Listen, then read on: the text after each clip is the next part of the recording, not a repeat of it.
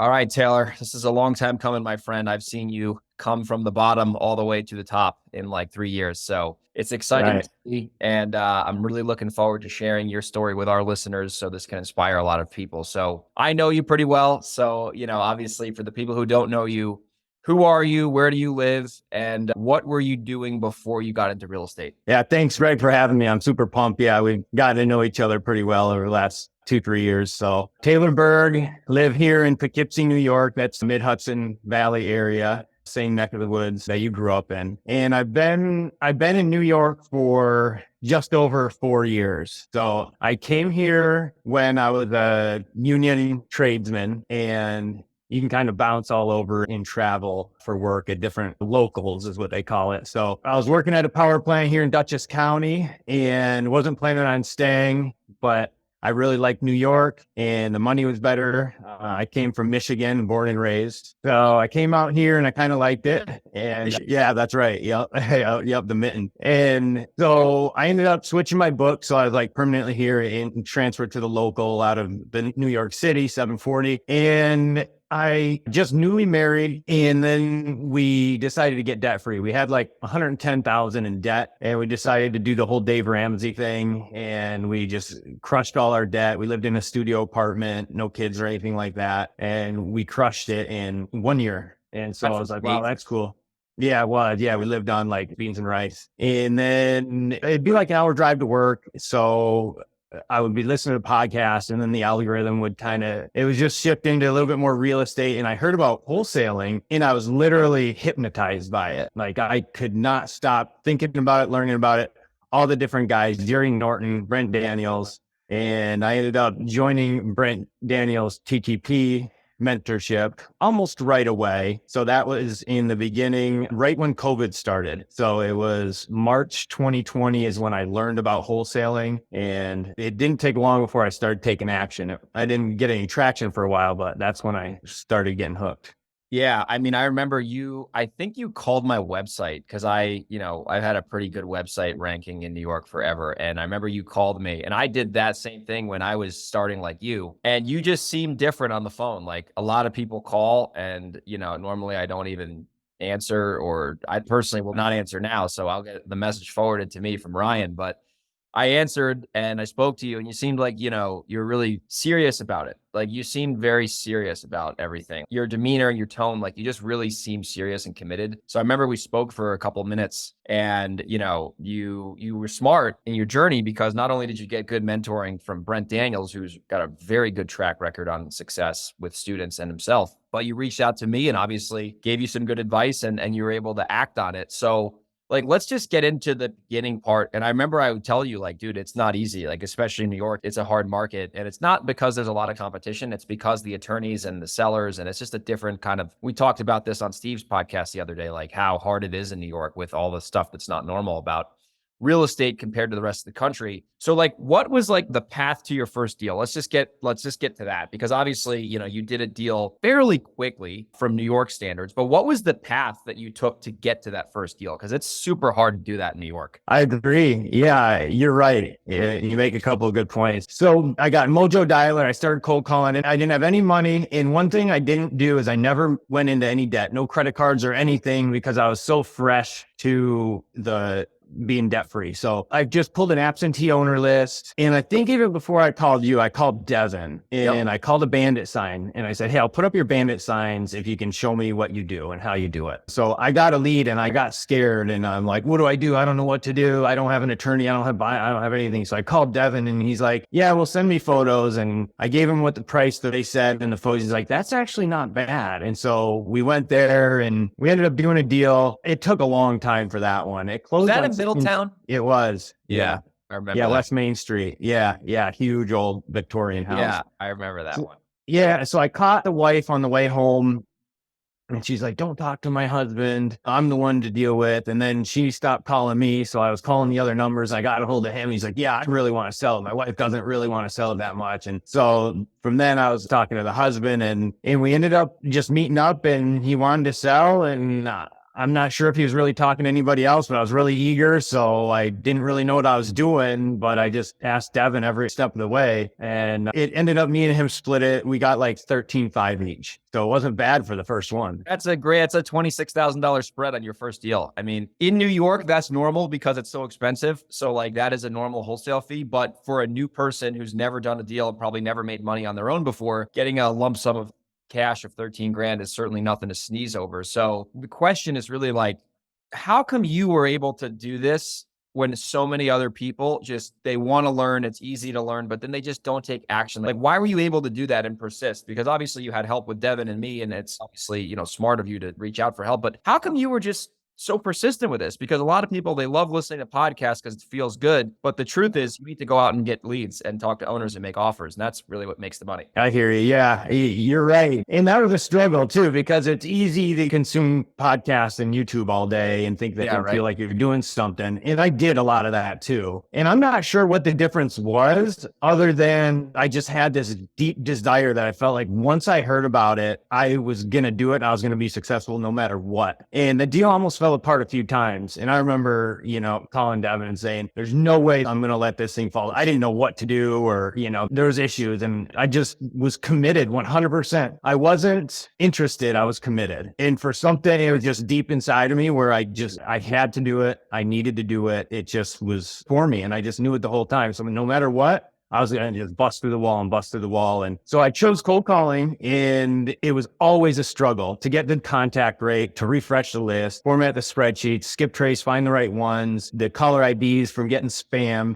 It's always been a pain in the butt, and it's always been an upward battle, and it still is. I have a better handle on it, but I was always just busting through walls, and I just never gave up. I remember cold calling for so long. I was so tired, but I was cold calling 8 to 10 hours a day sometimes, laying on the couch with a laptop on my chest and my headset on, just emptying the clip every day. The thing is that people need to hear this. And even if you're advanced and you're, sophisticated investor, like you got to go back to when you started. And obviously you're probably doing something similar to what Taylor's done. And that's how he started. So that is the key here for the new investors. And it's the reminder for the experienced investors. It's like, listen, you have to go in committed, not interested. I remember reading a great book called The Millionaire Fastlane back when I got started. And he said, successful people are committed. They're not interested. Interested reads the book, commitment applies the book 10 times over.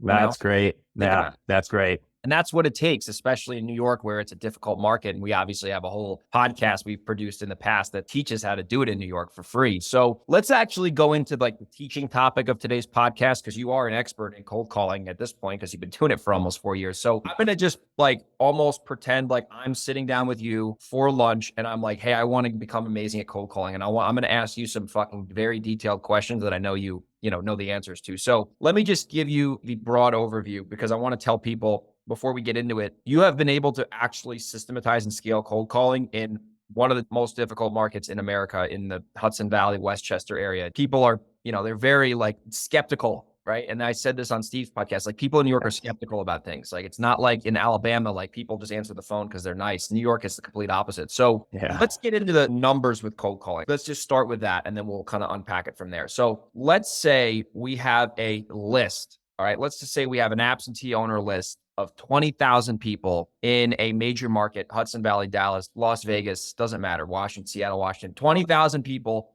That's our list of prospects for now. We're probably going to start with that, right? Because it's a big enough sample size. How long can we use that same list for until we have to recycle that list because we're going to tap it out? Like, what is your opinion on that? So one full-time cold caller, if you're calling 40 hours a week, you need 10,000 records for 1 month of calling. So that would last 2 months. You need 10,000 records. Okay. So here's my question on that. And this is where like I'm the student and you're the teacher. If you pull an absentee owner list in the Hudson Valley of 10,000, that's easily there, right? If you refresh that list, like how many more people are going to be on that list that wouldn't have already been on that list before? That's where I'm like how does the data doesn't update that much? It's not like it's a foreclosure record where there's new ones every day. That's right. That's been a big struggle for me too, because it's kind of a small market. So basically you're going to your contact rate's you're going to shoot for like 10%. So that means that for the listener, if you make 100 calls, 10 people are going to say hello.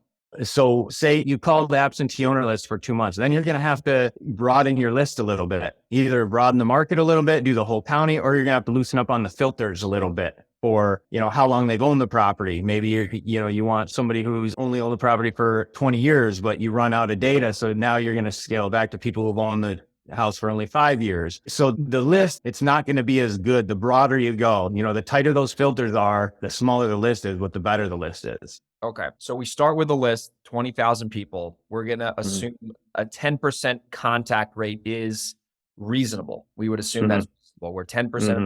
1 out of 10 people will answer the phone. Mm-hmm. Now, let's say we have this contact rate. All right. So we have 20,000 people, 200 answer. Out of the 200 people who say hello, how many of those people are actual, I'll get an offer on my house lead? Doesn't have to be like spread my cheeks and take it up the ass lead, but I'm talking like, I'd like to consider an offer for my house because that's where I'm looking for here. Yeah. And leads are, it's gray.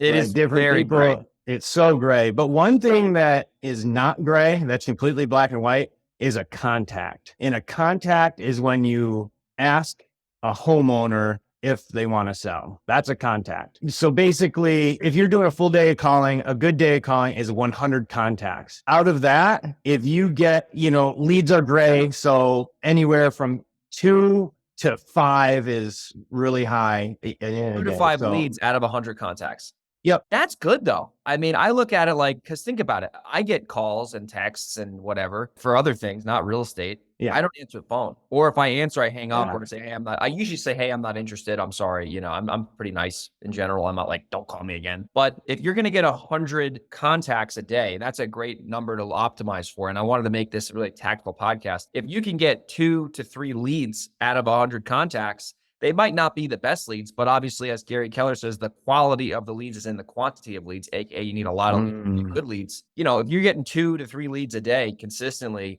those are 2 or 3 people that you obviously can follow up with. And then obviously, there's the momentum starts to build from there. So that's the main thing that someone probably wants to optimize for is like, how many dials a day do we need to make in order to get 2 to 3 leads? And in this case, if you're getting 100 contacts a day, they're spending 8 hours a day calling 10,000 records. Is that correct? That's right. And it's so I always upload 3 phone numbers per record. Yeah. So per homeowner, 3 phone numbers. And so it's pretty easy math. In 8 hours, you're going to make about 1,000 calls. Okay. You make about 100 contacts, and you're going to get 3 leads per day. Okay. And when I was doing it on my own, because you'll always be better than a virtual assistant. Sure. When I was doing it on my own, I had 1 deal per 1,000 contacts. That's incredible. And now it's about 3 times that with a good cold caller / lead manager. That's amazing. So wait, 1,000 contacts to 1 deal. Yes. That's really good because you can, well, obviously it's not scalable if it's you, which you've outsourced now, but like that means, like as long as I get my 1,000 contacts, I'm going to buy a house because out of those 1,000 contacts, we're going to get, however many leads. It's like, that's how you get consistency on a monthly basis, which you have obviously done. So this is very interesting because I've seen you on the cold calling journey. You've never had an issue taking action. You never had an issue with doing the work. Now, you've obviously scaled and systematized this to where you have other people now making calls on your behalf. So what does your setup look like now with your cold calling operation? So it's changed. So earlier on in the summer, I took another mentorship and I ended up scaling without kind of being ready. So I ended up at one point, I had 5 cold callers. So we for the first time, went into Westchester and Queens and, areas that I wasn't really familiar with. We even tried North Carolina for a moment, but it was just too much to train and I didn't have enough things dialed in. So now I'm scaled all the way back. So I did everything myself for the first year and a half. And then I got my first cold caller, Karen, and she's still with me and she's my lead manager. And I've been training her the whole time. So she's solid. She's a soldier. And now I have a part-time admin. So my cold caller / lead manager, she calls 8 hours a day and then she does the follow-up as well. And so that's what my team is. And my admin does admin stuff, but she's also there to help with all the lead generation stuff, with all the list pulling, formatting the list, refreshing the list, all that kind of stuff. So her job is kind of back-end lead gen. It's back-end lead gen. Now, with that being said, now you have this cold calling systematized now, even though it's just one person, that's still not you. You're obviously negotiating, buying houses, going on appointments, all that kind of stuff. So now with that cold caller, they're calling 8 hours a day. They're calling 1,000 records a day, basically 1,000 prospects a day. They're going to hopefully get 100 contacts and get you 2 to 4 leads or whatever. Now, are you running into an issue where, like, let's say, you're in Orange, Dutchess, Rockland, Westchester, Ulster Valley, basically. Putnam, small county, pretty popular though. Now, are you just going broad with your lists? Because at that point, I feel like with niche lists, you would burn through a niche list in a week. Like it's a niche list. It's not, there's not many people on it, but you want good people on it. That's right. And it's tough because really, if you think about it, say I buy a million records, I'm only going to contact 10 to 12% of them. Yeah. So I'm not really good with spreadsheets and refreshing the data. It's always stressed me out and zapped my energy. So that's why I got the admin, and she helped with that. But basically what I do, to be completely honest, is I call through them and we just squeeze the juice out of the list as much as we can. We'll let it sit for 6 months and we'll go back and call it again. There's different filters on the dialers that you can use, like haven't ever contacted. You can call them that have never been contacted. Call them that you've only attempted once or twice. You can squeeze the juice out of the list as much as you can. And then at that point, I'll delete everything and I'll start fresh and I'll just skip trace everything. I'm changing my phone numbers because people are expecting their doctor to call. And so they'll answer it, who never usually answer. Or they're expecting, something happens where they change their number, or I'm calling from a different number and they think it's somebody else. So I'm going to contact a bunch of the same people, but I don't care because you have to be pretty assertive and aggressive. And who cares if, I already told you I don't want to sell. Who cares? Okay, sorry. So my bad.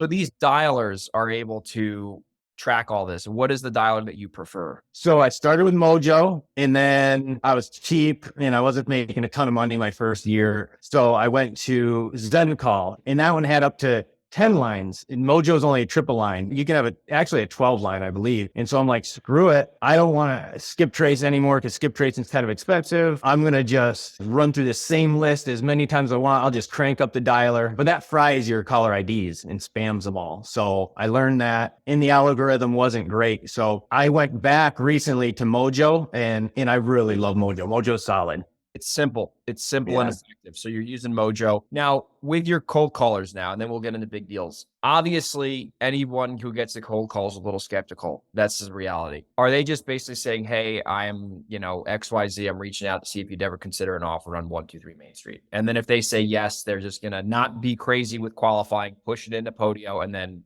it gets sorted out. Yeah, so it's evolved, obviously, throughout the years. I've been spending a lot of time training my lead manager / cold caller, and I've gotten better through this time too. And so it's been evolving and changing. So basically, my cold caller, she's pretty good at like reading between the lines, and so we'll capture anything and we'll put it into the CRM.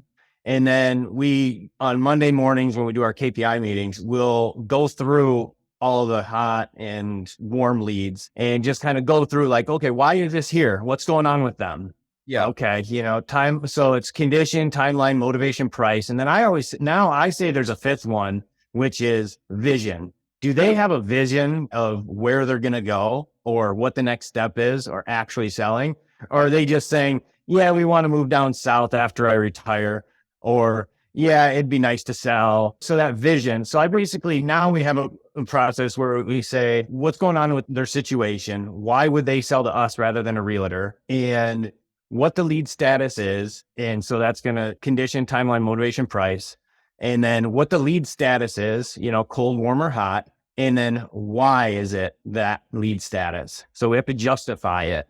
And because, like Brent says all the times, bad leads hide good leads. So the trash can is your best friend. So we'll go through, get your trash can is your best friend. I love that. Yeah. So that's kind of our process. And so she'll warm them up. Maybe they're going to be ready in 6 months, or maybe, God forbid, her husband went in the hospital and they don't want to talk about it right now. They don't know what's going to happen. Okay, well, we're going to follow up and see what's going on, or somebody's retiring. Okay, well, it's easy for people to say, I can't talk now, or I'm not sure it's going to be next year. Well, hold on a minute. I'm not, let's really see what's going on. Let's really qualify this person so we know where to put them.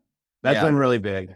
That's a good point you just made. We qualify them so we know where to put them, right? If they're a cold follow-up, they're a cold follow-up, and that's cool. You have automation for that. But if they're like an Artie, for example, a deal we did, he didn't sell his house for a year or didn't close for a year. He had a reason. He had condition. He certainly had a price, but he had a weird timeline. And obviously we waited and made 50 grand. So I wasn't crying over that. When people don't have a process for handling leads, they just don't know what clarity is. They don't have clarity. They don't understand that process. So like in this example, like I'm just using an example on a deal that Taylor and I did last year. It was like the seller had, long story short, He had a house that was in complete squalor. It was a half hoarded house. He had a reason he couldn't afford it, and he literally needed to get out of there because his health was terrible. He had a price which was 150,000 because he thought it was terrible, which it was, but that price was still incredible.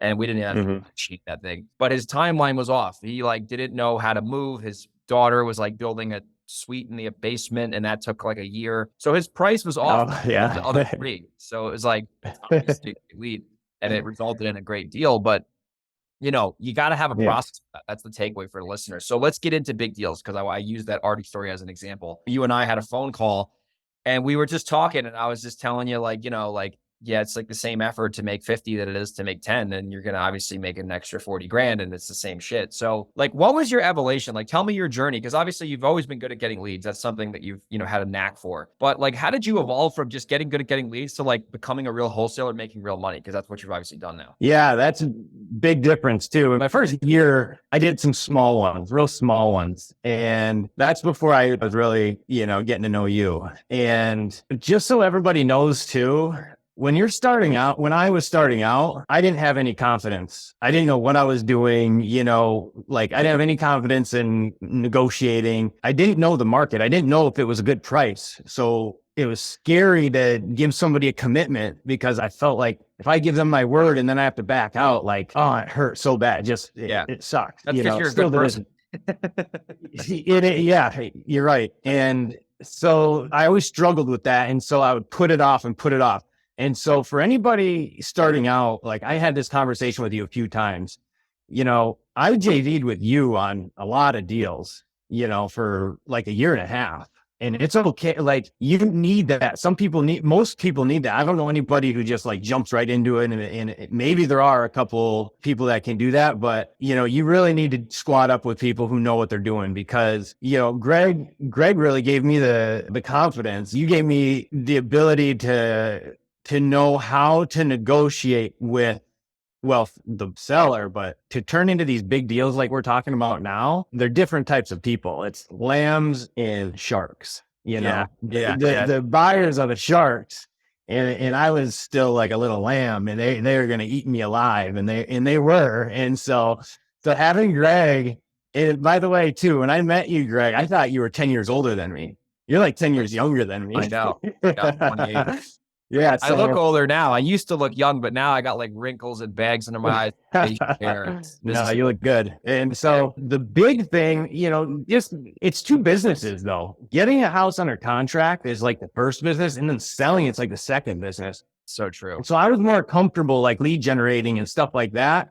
But I didn't want anything to do with the dispo side. So you came in there and I saw the way you negotiated. We were on the phone together with everybody. I was just sitting there silent and listening and picking up on everything. And we did a couple, we did Lori Lane. That was I like think that was the breakthrough 75. for you when you saw that deal go down. When we had, Yeah, let you're me right. share that. Let me share that. Yeah, This is a good you're one. right. This is a great lesson for people. So Taylor brought a house to me and he wanted to partner on it. So I was like, yeah, that's a great, like the numbers. He was great at getting the deal. Like, the seller had a great price and he locked it up and that was easy peasy. But then I knew that we had a really, really good deal on our hands and it was in a great location in Poughkeepsie and it was just a great, great deal. And I knew that because I have, and Taylor has a great buyers list now, but at the time I had like probably the best buyers list in the area, for sure. One of them. Yeah. Oh yeah. So when For I sure. put out the deal, I put it out on, and I learned this from other people. It's not like I made this up myself, but I've learned from others who are more successful than me, like how to do this. So I put out the property, I offered it out to the public, basically. And I said, I'm pricing this low on purpose because there's going to be high demand and it's going to be highest and best. And when you do that, the fear with a wholesaler or a new wholesaler is like, I'm going to piss my buyers off. And like, that is what it is. You're not pissing them off. You might piss them off for 5 minutes, but the next week when you have another deal, they're going to be calling you because they want to make money. So that's the truth. No, Yeah, that they're is not true. quick. So I put out the house. I put it out at a low number on purpose. I got like 20 people who were interested because the numbers made a complete ton of sense. And I told all the buyers, I said, listen, we have a hot property on our hands. There's one house and there's 20 buyers. So if you were in my shoes, you'd obviously do the same thing. So we scheduled an open house for the buyers to walk the asset. And I think like 10 people showed up or something like that. There was a lot of people there. And at the end, I said, Taylor, just go to the house and make sure no one does anything weird. When they're done, just they're all going to call me or text me or whatever. And I have everybody in a spreadsheet on like who reached out. Like I still do this to this day with deals. Like I have a system for selling houses. And, the 10 people who went were like, where do I got to be at? How do I get this house? And I'm like, listen, this is going to be highest and best. And I like the 10 turned into like 4. And then the 4 were like, where do I need to be at? And I'm like, listen, this is like where you're probably going to have to be at, but I can't say this is going to get you the house because I'm just going to literally sell for the most money. That's it. Like there's so much demand for this property. So we ended up getting a buyer to go like all the way up. And I think we made like, I don't know, $60,000 on that house or something like that we split 50-50. So 30,000 each. It was a big spread. And, the deal on the surface, if I were to not do that, would have made us about 30,000. But instead of settling for 30,000, we doubled our profit with a tad bit more effort because we knew we had the asset that people wanted and people knew that there was a scarce opportunity. Therefore, they paid more money because ultimately the guy who bought it made money on it too. Like we didn't sell him a piece of shit. But because we were able to force that demand and create that scarcity, we were able to literally turn our profit into double because of strategy that was executed well. So that's the difference between making 30 grand on one house or making 60 on the same house with basically a smidge more effort. And that's what really changes your financial situation for the year. Because if you were going to make 30, but now you made 60, now you just made double the deal size on the same deal. Therefore, that is pure net profit going into your bank account. It's not like you have to take on more costs or your cost of goods is going up or the rehab's over budget. Like you're literally making double the income on the same house, which if you stack that up and do that 3 or 4 times extra on the year, you're going to put another, 100K in your bank and you didn't have to work that hard for it. I couldn't agree with you more. And you said it perfectly. And I think what you said without saying it is what you taught me too is transparency. Be it just hit them right between the eyes and tell them what's going on. Be honest. I started doing that with my sellers too, but especially with the buyers. And after that Lori Lane deal that we did, my mind was blown. I'm like, wow, so this is how you do it. This is how you control these guys. Especially without me having a good buyers list. I could have made, I probably could have wholesaled it myself, but a shark would have, one of the buyers would have gotten me down pretty low. So I went on after that to wholesale my first one. Actually, it was my second one on my own, which was a $40,000 deal in Poughkeepsie. And then another one, a condo, $50,000 right after that. And I'm like, whoa, like, okay, I just got hooked at that point. Because And you saw it happen and you were like, wow, this is possible. And then you saw the process and you're like, this is not that hard. It's just gotta, it's a negotiation at that point. And I would still come to you with the tricky deals and the hairy deals and the ones that, I needed somebody with more experience and things like that. So we still did some after that. Oh yeah. And one thing too, when you're cold calling, you're calling a lot of absentee owners and a lot of them end up being cash buyers. So that's how I ended up getting a big cash buyers list myself that is, pretty organic and that not a lot of other people have those lists. So that's how I got a lot of my buyers too. And one other thing that I want to mention about getting these big deals is when I started wholesaling in real estate and I just heard about it, I never did sales or marketing or real estate ever before, never even thought about it really. And I never read a self-help book. I only probably read a couple of books in my whole life. I never thought about, self-development or living intentionally. Really, I was kind of just in the moment, really fear-based, scarcity mindset. It's a mountain you got to climb. But I remember, hearing all these people like, you got to read books, self-development. And I'm like, yeah, but that seems like so much. And and then it's like, it's not an option. You have to, like, you can't get success. Being a business owner, an entrepreneur is the ultimate self-development journey. And So without that, there's no way. So, riding on the shoulders of giants, like Brett Daniels helped me, but you were the one in the trenches with me. And that's giving me the confidence and the learning.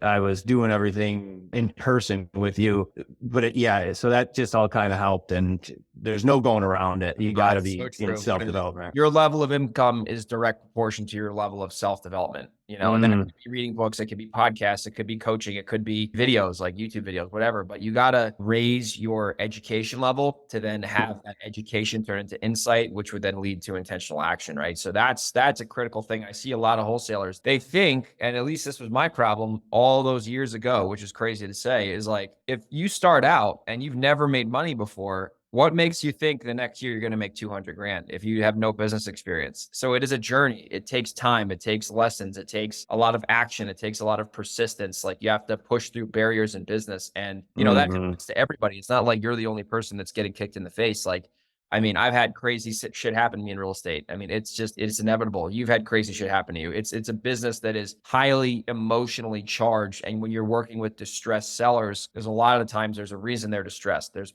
hair going on. Like there's crazy shit. Like it's just, you can't make it up. I mean, I've been in houses where like I could not believe someone was living here. There's a house I'm selling right now in New Windsor. There's like spray paintings of devils on walls. And like it's so bad. Like you can't even go Yeah. in this house. It's like literally falling over. Like people are living there, unfortunately. And it's sad to say that Wow. and see that, Yeah. but Yeah. It's it is that. what it is. Like you get paid in this business to solve problems. And the better you are at solving problems and creating value, the more money you're going to make. So as we start to tie the show together and wind down, what does your business look like today? Because obviously you've like blew your income up through the stratosphere compared to where you started.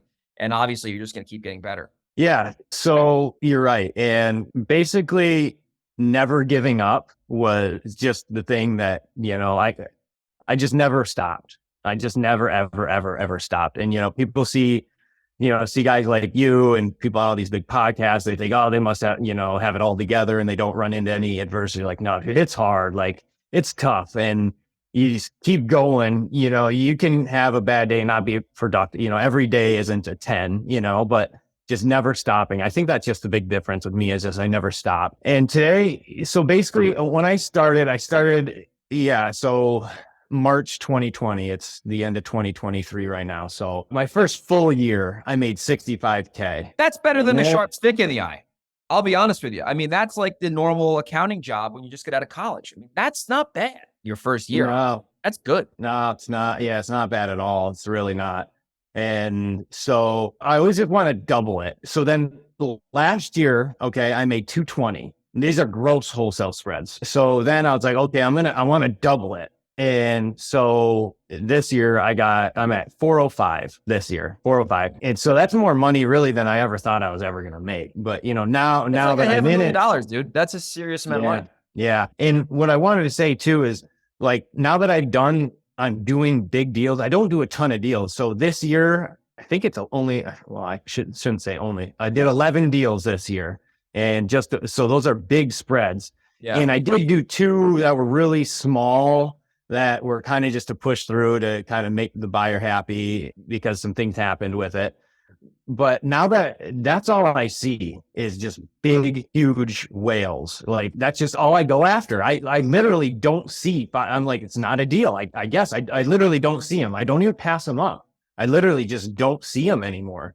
And so I'm just going after the big, juicy deals. And when I know that there's an issue, I just really take my time and understand the other person's perspective and just really, I don't want them to see my perspective until they really see that I see their perspective and understand them and kind of them warm up to me. And that's kind of, there's no like voodoo or anything that I do for my sales is I'm a really good listener and I hear them out and I understand them.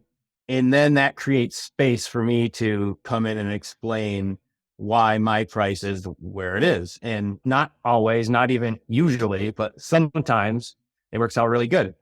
Yeah. And, Oh, but it's amazing, dude. It's amazing to see. Like, I just did the math. Your average deal size is $36,000. That is yeah, in upper echelon of wholesalers because, well, New York is a great market where that's, it's expensive. So that helps for sure. But you could do that in North Carolina too if you wanted to. But the takeaway that I'm getting is you have created a standard through the journey you've gone through in order to expect a certain result based on a certain effort and investment that's put into it and time and money and whatnot with cold calling. So it is incredible to hear your story and be yeah, able to personally mentor you basically indirectly for the last 3 years. And obviously it will continue as you grow. yeah, And it's amazing for me, I guess, in this case, as the teacher, to have somebody actually execute at the level that you've been able to execute and then ultimately see those results come full circle. yeah. As someone who has been doing this for a while, like not a lot of people follow the advice I give them, like, because it's hard. Mm, Right. It's easy for me to say it, hard for them to do it because it's not easy. mm, But just to see the journey you've gone through and what you have been able to build for yourself is crazy.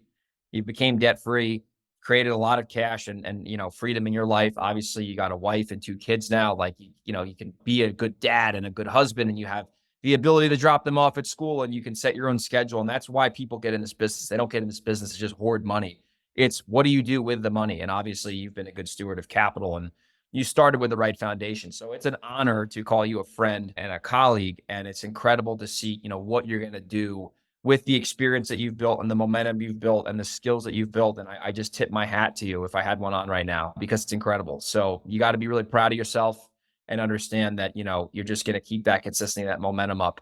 And if people were inspired by your story and they wanted to, follow you or check you out, what are the best 2 ways for people to get in touch with you? So you can reach out on Instagram or Facebook. It's Capital Property Buyer.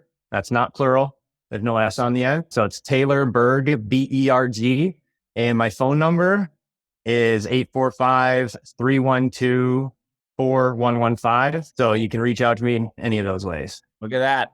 Giving his phone number on the podcast. Yeah. He's got elephantitis of the testicles. Yeah. He'll probably bring. So that's awesome. I would say send the guy a text first, for heaven's sakes. Nobody answers the phone call live with strangers. Unless you're Taylor and you're really good at cold calling, because clearly he has his callers, and sellers answer the phone live because we know he's doing deals. So Capital Property Buyer on Instagram, Taylor Berg on Instagram. That's right. Yeah. Yeah. And then you gave your phone number out. People can re-listen to that. It's been an honor to have you on the show. What a journey you've been through. And thank you for being a guest on the Real Estate Investing Fast Track. Thanks, Greg. It's been an honor, man. Hey, and if you want to learn how to do big, fat, juicy checks, hit up Greg, man. For sure.